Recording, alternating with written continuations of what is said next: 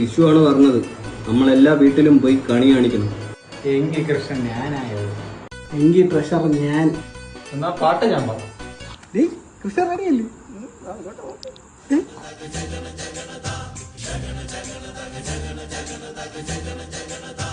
അല്ലെ നമുക്ക് ഇവിടെ മെഴുക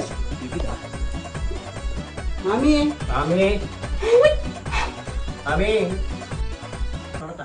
പാട്. കണ്ണും കണ്ണും കാത്തിരുന്നു നെഞ്ചിലൊരു പൈതലിതാ. നീ ഇനി പാട്ടൊന്നും പാടണ്ട, ബാക്കി ഞാൻ നോക്കിക്കോളാം. കരോള് ചേച്ചിയെ